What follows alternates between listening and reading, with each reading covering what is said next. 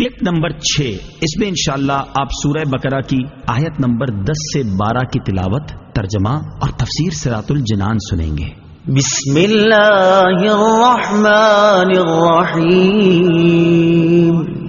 ترجمہ: اللہ کے نام سے شروع جو نہایت مہربان رحمت والا ہے۔ فی قلوبہم مرض فزادہم اللہ مرضا ولہم عذاب علیم بما کانوا یکذبون۔ ترجمہ: ان کے دلوں میں بیماری ہے تو اللہ نے ان کی بیماری میں اور اضافہ کر دیا، اور ان کے لیے ان کے جھوٹ بولنے کی وجہ سے دردناک عذاب ہے۔ فی قلوبہم مرض، ان کے دلوں میں بیماری ہے۔ تفسیر صراط الجنان میں ہے، اس آیت میں قلبی مرض سے مراد منافقوں کی منافقت اور حضور پرنور صلی اللہ تعالی علیہ وسلم سے بغض کی بیماری ہے۔ معلوم ہوا کہ بد عقیدگی روحانی زندگی کے لیے تباہ کن ہے، نیز حضور اقدس صلی اللہ تعالی علیہ وسلم کی عظمت و شان سے جلنے والا مریض القلب یعنی دل کا بیمار ہے۔ روحانی زندگی کے خطرناک امراض، جس طرح جسمانی امراض ہوتے ہیں اسی طرح کچھ باطنی امراض بھی ہوتے ہیں۔ جسمانی امراض ظاہری صحت و تندرستی کے لیے سخت نقصان دہ ہوتے ہیں، اور باطنی امراض ایمان اور روحانی زندگی کے لیے زہر قاتل ہیں۔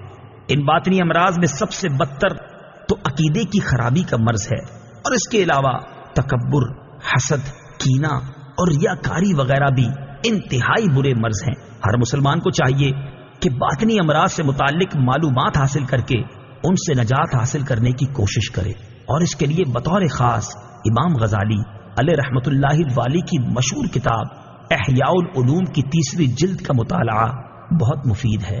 فزادہم اللہ مرضا، تو اللہ نے ان کی بیماری میں اور اضافہ کر دیا۔ تفسیر صراط الجنان میں ہے، مفسرین نے اس اضافے کی مختلف صورتیں بیان کی ہیں، ان میں سے 3 صورتیں عرض کرتا ہوں۔ نمبر 1، ریاست چھن جانے کی وجہ سے منافقوں کو بہت قلبی رنج پہنچا، اور وہ دن بدن حضور پرنور صلی اللہ تعالی علیہ وسلم کی ثابت قدمی اور غلبہ دیکھ کر حسد کی آگ میں جلنے لگے۔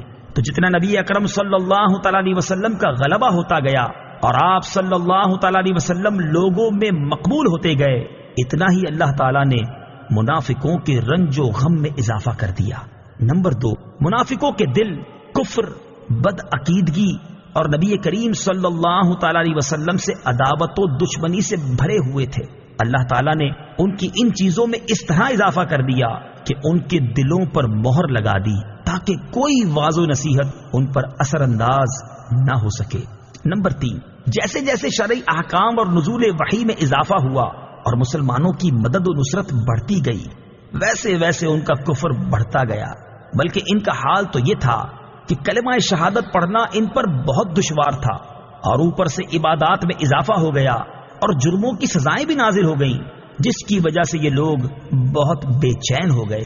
وَلَهُمْ عَذَابٌ عَلِيمٌ بِمَا كَانُوا يَكْذِبُونَ، اور ان کے لیے ان کے جھوٹ بولنے کی وجہ سے دردناک عذاب ہے، یعنی اللہ تعالیٰ اور آخرت پر ایمان لانے کا جھوٹا دعویٰ کرنے کی وجہ سے ان کے لیے جہنم کا دردناک عذاب ہے۔